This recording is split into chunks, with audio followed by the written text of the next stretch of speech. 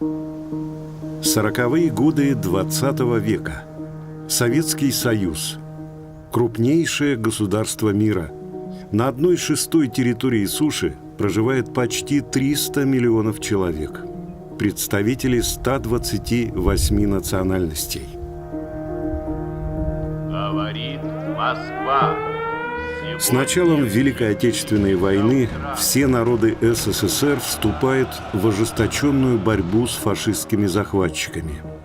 Наш рассказ о тех, кто одними из первых из своего народа был удостоен высокого звания Героя Советского Союза. Русский, чеченец, якут, украинец, белорус и кореец. Все они, независимо от национальности, сражаются за единую родину, совершают героические подвиги, не жалеют жизни во имя общей победы.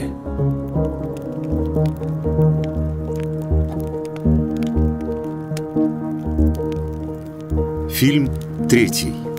Федор Попов. За годы Великой Отечественной войны высоким званием Героя Советского Союза были удостоены 25 уроженцев Якутской АССР. Среди них Федор Кузьмич Попов, чей подвиг навсегда останется в памяти потомков. Он родился 8 декабря 1921 года в Батаринском Наслеге. Был младшим ребенком в большой крестьянской семье. Мальчик рос в традициях якутского народа. С малых лет ходил с отцом на охоту, занимался национальной борьбой хапсагай, плаванием, бегом. В 10 лет, чтобы учиться в школе, Федор пешком преодолевал по 7 километров в день туда и обратно. Попов, опять же, тот яркий пример, на котором становится ясно, почему советский народ так защищал свое отечество. Он ведь уроженец очень отдаленного улуса, села якутского, где, в принципе, по-русски никто не говорил. 120 километров от Якутска, родная деревня Попова. Он там окончил 5 классов, и после этого в 16 лет сам преподавал своим односельчанам, занимался ликбезом, учил их писать. Позднее занимался агитационной работой, то есть стал таким достаточно известным человеком в своих местах родных. Он не просто сам научился читать и писать, он, став работником колхоза, обучил еще 20 своих сверстников грамоте. То есть он понимал это движение вперед, участвовал в нем посильно, он был к этому приобщен. И впоследствии, когда было организовано обучение русскому языку для призывников, он одним из первых записался на эти курсы, потому что вот хотел учиться еще дальше, да, приобщаться еще к более высокому. А что такое русский язык? Конечно, это обучение имело практический смысл в условиях войны, потому что командир и солдаты должны уметь разговаривать на одном языке. Всю зиму 1941 года на курсах, организованных в местной школе, Попов изучал русский язык. В 1942 году он был призван в Красную армию и направлен на фронт. Свой подвиг Федор Кузьмич Попов совершил во время битвы за Днепр в 1943 году.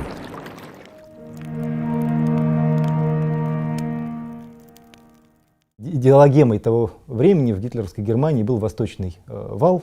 Восточный вал пролегал как раз-таки по Днепру, и Гитлер очень рассчитывал на то, что немецкие войска смогут закрепиться на Днепре, смогут каким-то образом создать линию обороны эшелонированную. Она к тому моменту уже начала строиться, но, естественно, требовалось время. И вот вопрос об этом времени стал определяющим в ходе битвы за Днепр, потому что советским частям необходимо было форсировать Днепр сходу, для того, чтобы не дать врагу возможности как-то их встретить уже во всеоружии. Немцы, соответственно, рассчитывали на то, что сама по себе водная преграда, она достигала 3 километров в низовьях, холодная вода, так сказать, будут мешать советским частям, не имеющим понтонов, не имеющим средств для переправы, потому что все это осталось в тылу, переправиться сходу. Для поднятия морального духа советских бойцов директивой Ставки Верховного Главнокомандования от 9 сентября 1943 года предписывалось за успешное форсирование реки Днепр и проявленные при этом отвагу и геройство представлять командиров соединений и частей к присвоению звания Героя Советского Союза. По итогам битвы за Днепр высокое звание героя получили 2438 воинов Красной Армии. Это больше, чем за всю предыдущую историю награды, начиная с 1934 года. Форсировали сходу. Это что значит? Средств переправочных в большом количестве Красная Армия не имела. Вот хотя бы таких понтонов. Их не было просто. На чем форсировать? Форсировали на лодках. Ну, что есть. Вот лодки собрали. Как правило, и лодок-то не было, немцы уничтожили. Значит, сколачивали из подручных средств плоты. Кто просто на досках каких-то, кто плавать умел. Вот так форсировали. Это значит, что всю тяжесть боев на этих плацдармах, их сразу захватили более 20 маленьких. Выдержала на себе пехота с легким ручным вооружением. То, что можно было переправить. То есть это винтовка, автомат, пулемет, но в лучшем случае противотанковое оружие. Ну, минометы небольших калибров.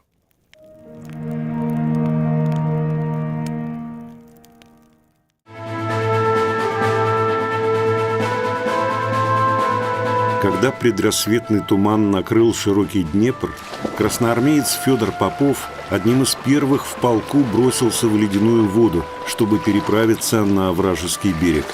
Гитлеровцы открыли огонь. Пули свистели над головой, вода обжигала тело. Моментально намокнувшая форма и амуниция тянули красноармейцев на дно. Но Попову и другим бойцам удалось преодолеть водную преграду живыми, выбраться на берег, занятый врагом, и, маскируясь, подняться по откосу. Он ворвался в траншеи, начал уничтожать врага. 23 врагов он положил, так сказать, своим оружием, добыл трофейный ручной пулемет и фланкирующим огнем уничтожил еще 50 человек. В ходе боя, когда ему и его товарищам пришлось выдержать 9 контратак противника, потому что, естественно, когда немцы поняли, что происходит, они предприняли все усилия, чтобы сбросить в воду этот плацдарм. Задача была продержаться, Попов с ней справился, несмотря на бомбежки, несмотря на контратаки, несмотря на обстрелы. Плацдарм был удержан и, в принципе, обеспечен успех наступления. Как вспоминали очевидцы, река стала красной от крови и горячей от разрывов снарядов.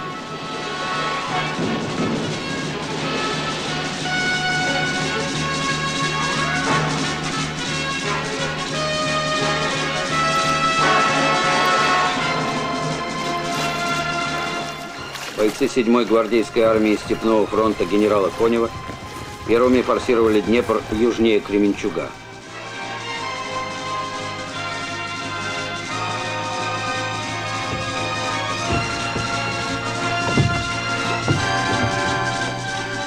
Встретив жесткое сопротивление, вели затяжные бои войска Воронежского фронта генерала Ватутина на правобережье в районе Киева. Немцы, когда увидели такой массовый заплыв, и то, что во многих местах русские форсируют реку, вот, они тут же, естественно, пытались эти маленькие, пока еще слабенькие плацдармы ликвидировать. За них начались ожесточеннейшие бои. Потери были просто колоссальные. Но с того берега плыли и плыли новые. Эти погибают, плывут другие. Эти погибают, плывут третьи. Вот. И бои шли весь октябрь тяжелейшие вдоль всего Днепра, пока не удалось сформировать более-менее крупный плацдарм южнее Киева, Букаринский.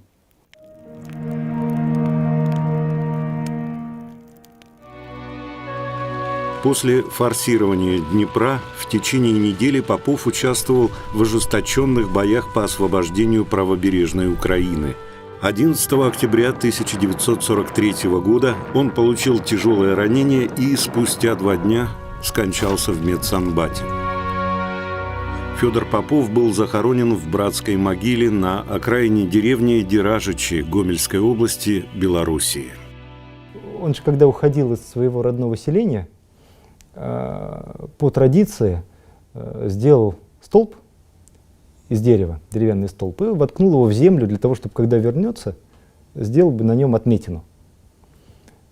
Ну, к сожалению, вернуться ему было не суждено, и из 168 мужчин, ушедших из его села, 68 не вернулось.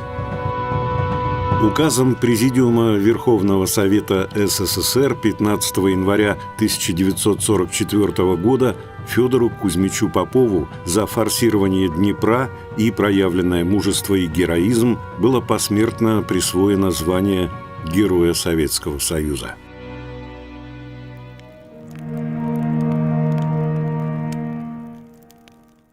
Судя по тому, что о нем вспоминали современники, это был очень смелый человек, очень порывистый. То есть он в любом деле любил быть первым. Он любил прокладывать новые пути. Вот смотрите, я называл некоторые факты из его биографии. Да? Выучился грамоте. Не просто выучился грамоте и ходил, показывая всем, что он вот такой грамотный. Нет, стал учить своих односельчан, стал учить других колхозников. Да? Это первое. То есть он был готов делиться своими знаниями, способностями и вообще жить ради других. Второе, он был уже руководителем в колхозе, значит, были какие-то управленческие навыки и чувство ответственности. Потому что безответственный человек вряд ли будет работать на такой должности в 30-е годы. Ну и третье, это, конечно, физическая сила и бесстрашие, которые тоже отмечали современники, потому что в этих событиях он далеко не первый раз эти качества продемонстрировал.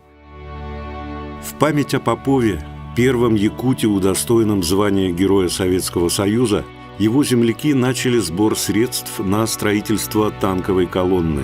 Она получила название «Герой-якут Попов Федор Кузьмич».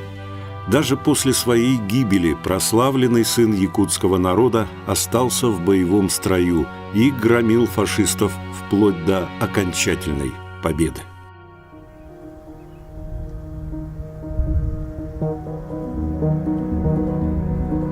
Говорит Москва. Сегодня в 4 часа утра, без всякого объявления войны, германские вооруженные силы